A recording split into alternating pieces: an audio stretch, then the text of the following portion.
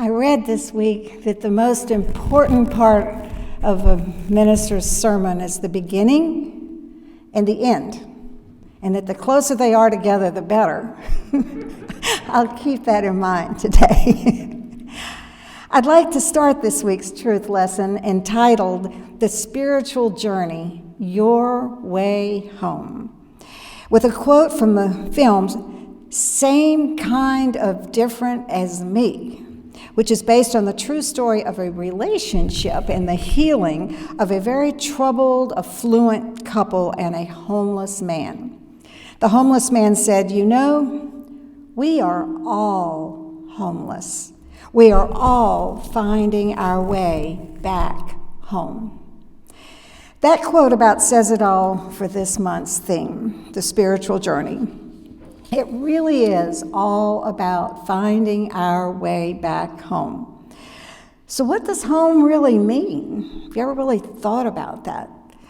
To many of us at Unity and the Course of Miracles students, it means to return to our original state, who we really are, of oneness with God. That is our original state.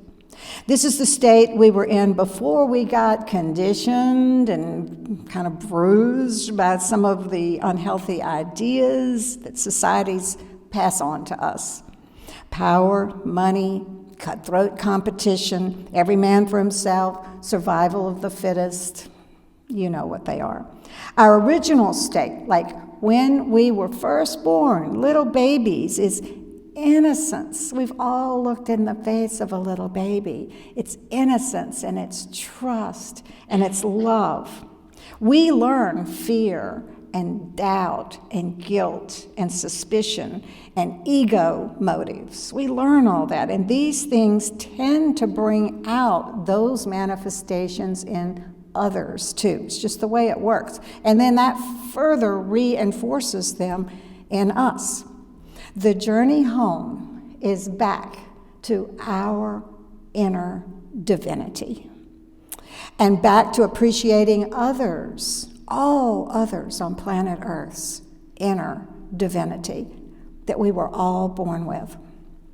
That's what the great romantic poet William Wordsworth meant, what he was talking about when he said, "The child is the father of the man. The child is the father of the man." Took me a long time to understand that. Thus, the spiritual journey is really more about peeling away our conditioning than having to create a new us. Underneath our fears and doubts and judgments about ourselves and about others is our God-like state of purity, forgiveness, love, and unity. We just need to access that divinity. It's in us all. That's who we are. And this is the spiritual path. Arriving where we started, but knowing the place for the first time, as the poet T.S. Eliot said. Arriving where we started and knowing the place for the first time. I've read that there are two sides to a human. Side one is stability and comfort, the realm where humans try to maintain the status quo with all their strength, even if their lives aren't working, because it's familiar. That's just the way we're psychologically made up. Side two of a human is change. This is where we often feel wildly out of control when we try to make any change. We're going into the unknown, as we've talked about a lot recently. The path home is often unfamiliar, and it takes courage and commitment.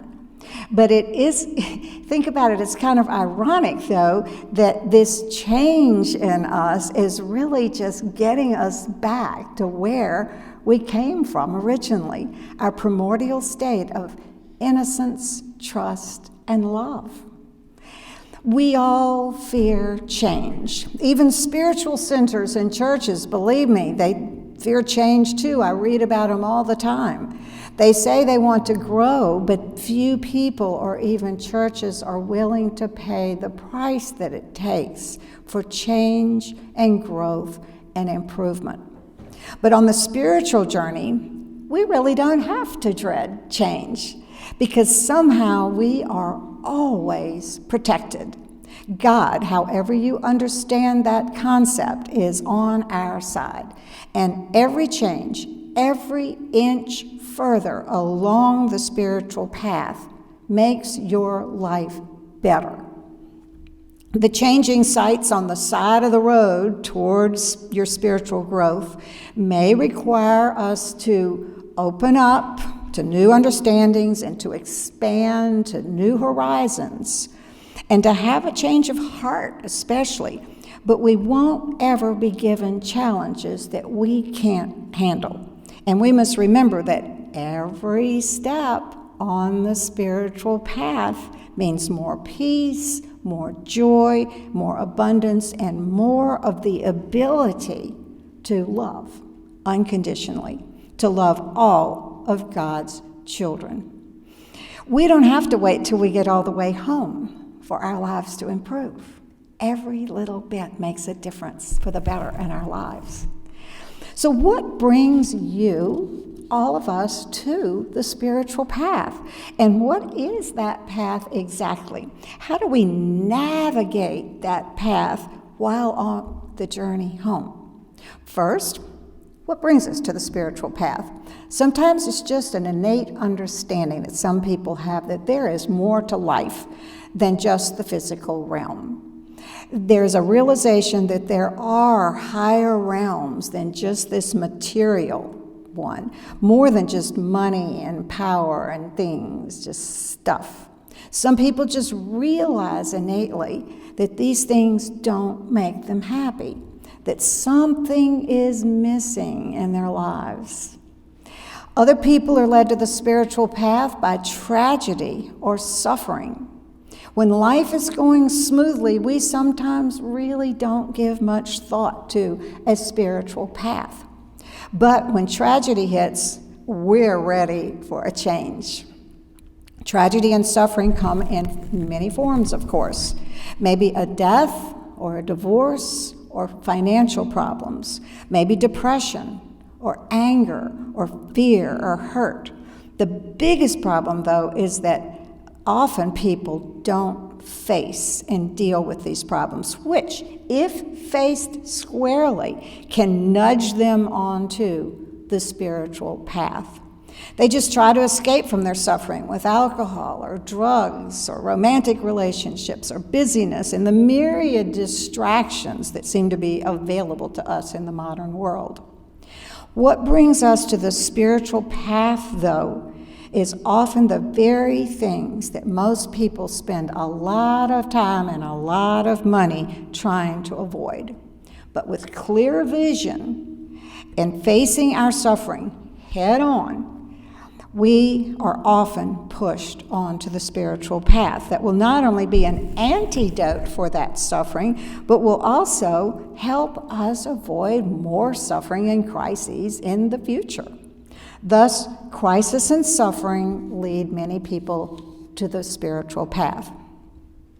Next, what is the spiritual path exactly, and how do we navigate this? The spiritual path starts when we make the commitment to take that path, the path home. We make the commitment to align ourselves with a higher dimension of reality, which we often call the eternal wisdom and laws, right living, right thinking, etc. We mostly all know what that is. The spiritual path starts with a commitment, but it often continues with a tug of war between our higher self and our more programmed worldly self. It's the eternal struggle that we all read about in all kinds of stories, right and wrong, good and evil, the higher and the lower self. To forgive or not to forgive, to feel unity with others or to judge and reject some others. The media, our power and money-driven society, and many people run counter to the eternal values. We all know that. No wonder it's so hard to stay on the spiritual path. The beautiful thing, though, is that if we firmly commit to our spiritual path, we are somehow protected.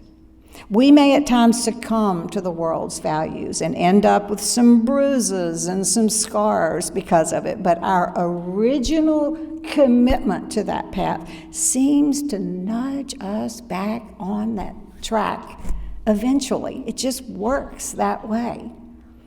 We've all made some bad choices in our lives that came back to bite us. Some left a few bruises and a few scratches. Some left some scars.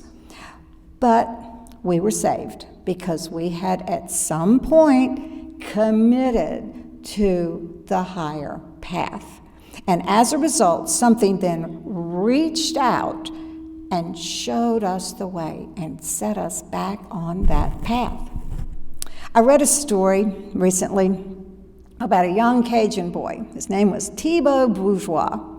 His mother had always told him not to swim in the murky, swampy bayou behind their house. But one summer day, Thibaut decided that he was just too hot and that he had to go for a swim to cool off in that bayou. In a hurry to dive into the cool water, he ran out the back door, leaving behind his shoes and socks and shirt as he went. He flew into the water, not realizing that as he swam toward the middle of the bayou, an alligator was swimming behind him. His mother was on the porch looking out and saw the two as they got closer and closer together. In utter fear, she ran toward the water, yelling to her son as loudly as she could, "Thibaut, Thibaut!" Hearing her voice, the little boy became alarmed and made a U-turn to swim back to his mother. It was too late. Just as Thibaut reached her, the alligator reached him. From the dock, the mother grabbed her little boy by the arms just as the alligator snatched his legs. That began an incredible tug of war between the two. The alligator was, of course, much stronger than the mother, but the mother was much too passionate to let go of Thibaut.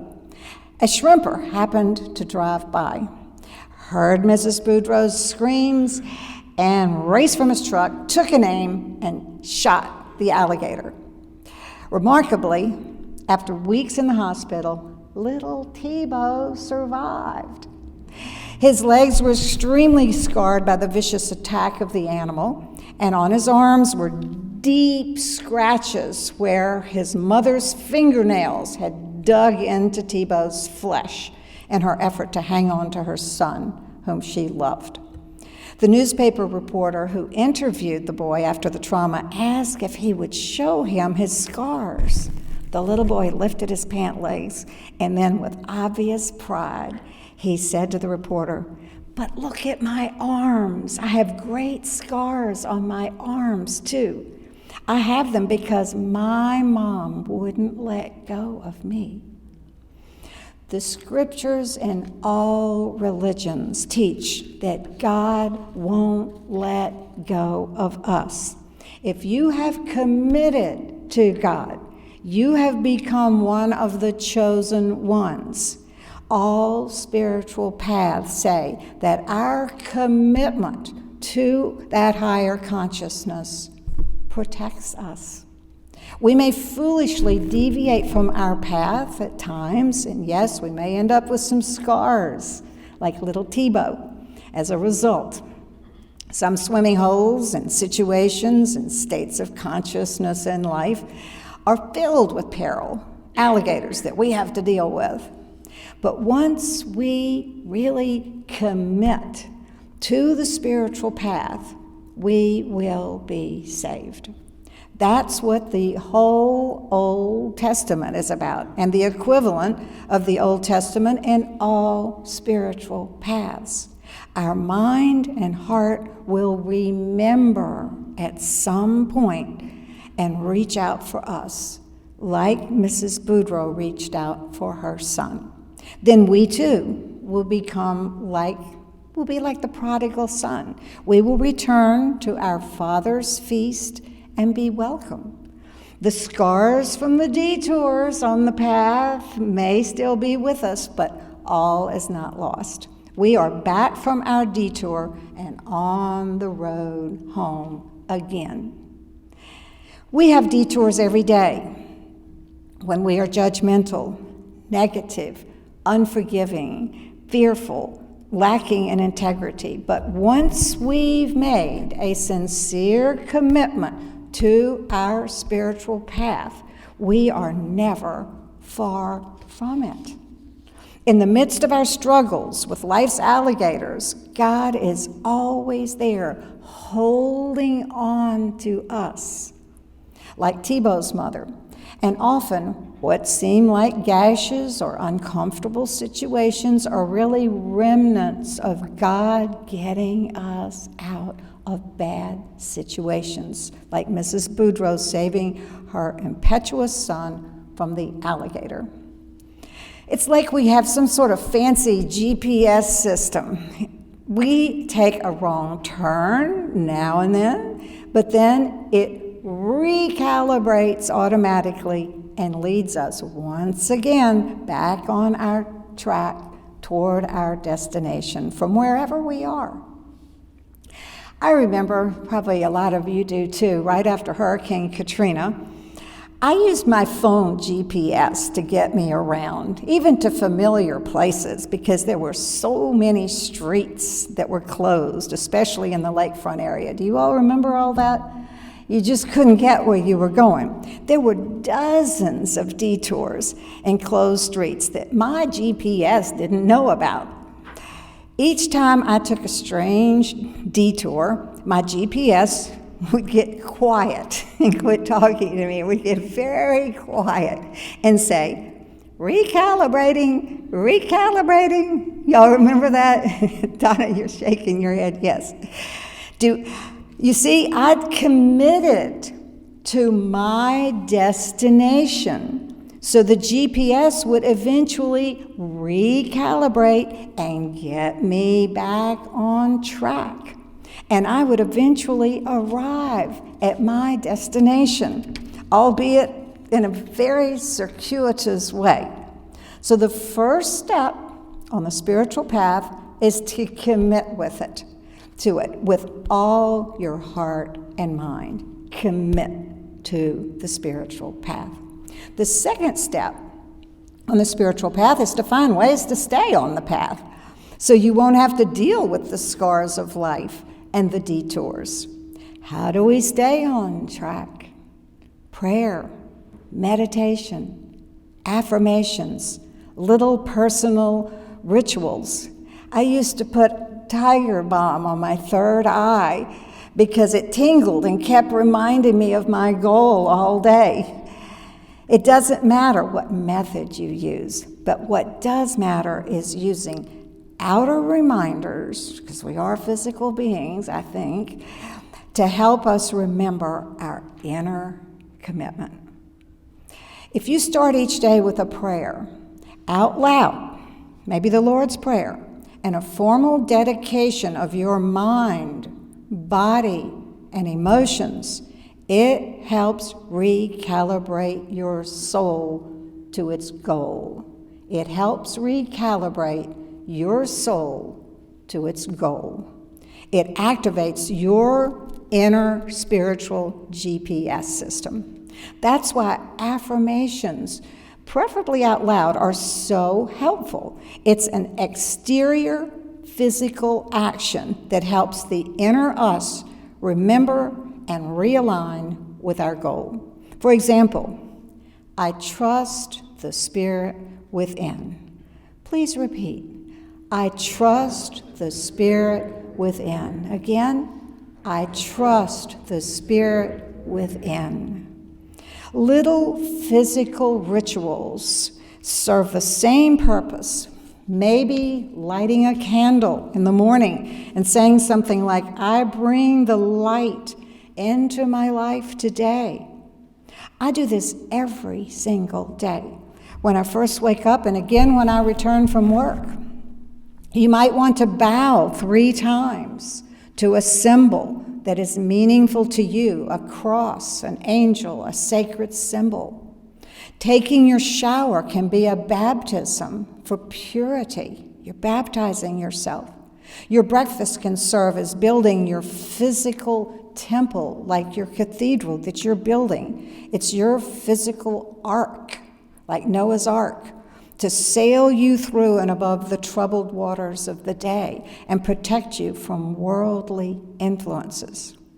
Cleaning your house can be cleaning your inner temple. Getting rid of dust can be a symbol for getting rid of whatever is holding you back on your spiritual journey. Every act in life can become a ritual.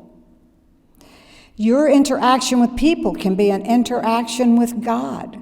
In the East, that's why they fold their hands and say, Namaste. It means I salute the God within you. It's a spiritual ritual.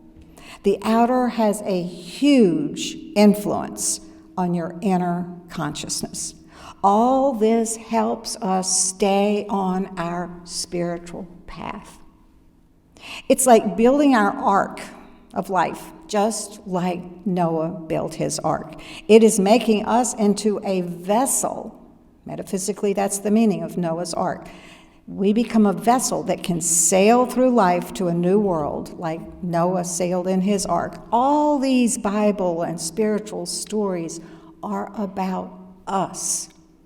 And don't forget to spend as much time as possible with your spiritual Sangha, the brotherhood and sisterhood of others on your spiritual path. On Sundays, and in classes, that's your Sangha. This is a huge reminder to you that you are on your spiritual path. That's why in Buddhism, they commit daily to the Buddha, the Dharma, and the Sangha. The Dharma is the holy teachings. The Sangha is others on their spiritual path to whom they dedicate their lives. Your spiritual Sangha is very important. This is your Sangha and all the members of this church. If you're in a class, those people are your Sangha. Now, the fun time comes when you get further down the spiritual path. We complete our inner ark, our seaworthy ark, and we leave behind, like Noah did, all that does not serve us. Just like Noah left his unholy world behind. In our case, this means that we are in the world, but not of it. That's big. We start being in the world, but not of it. We are ready to start a new life, filled with the best of everything. We have purified out what doesn't serve our new being. We've burned out the lower metals, and we have only pure gold left. This is one of the meanings of the old alchemical idea of converting lead into gold. By leading a spiritual life, our lives become beautiful and pure and holy and joyful. We are surrounded by peace and love and joy, and others who are like us. We become peaceful, loving, joyful people, and we attract that in others. So we're always surrounded by that. When we have built and entered our ark, and we are peacefully flowing down our waterway or road home, we start remembering our spiritual goal more and more often. Our spiritual GPS guides our ship more automatically. We don't have to make quite the effort we used to. We remember not to react to outer events, but to be guided by our inner GPS. When seemingly bad things happen, we take a deep breath and we remember to turn it over to God on the spot. How would Jesus or Abraham or Buddha or Krishna view this person or this situation? When Noah's ark landed, remember, all that Noah had brought with him was unloaded, and they started a whole new civilization. We too can eventually start our whole new life with our newfound values, symbolically all the animals that were then brought out of the ark to start a new life. They will multiply like our new values will multiply in every area of our lives. We'll talk more about the spiritual path this month, but for this week, remember, 1, recommit to your spiritual path. Recommit to your spiritual path. And 2, find some outer ways this week to remember that you're on that path, so you don't have to deal with so many recalibrations, and you won't have to endure so many scars and suffering along the detours like poor little Tebow with the alligator. It's just not worth it, and it's not necessary. So this week, I ask you to formally and out loud recommit to your spiritual path each day. And secondly, find a reminder or 2 that works for you to help you stay on your path. Prayer, meditation, and affirmation, making little rituals out of life's actions, lighting candles, stopping maybe for 1 minute an hour to pray or meditate or repeat your affirmation.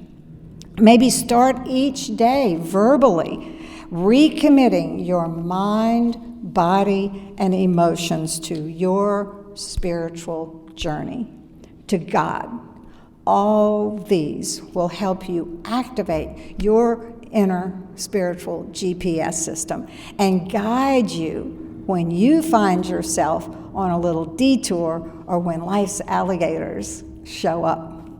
God will pull you to safety. May we pray.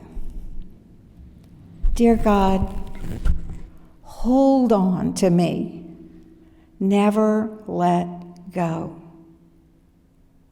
Hold on to my loved ones. Never let go.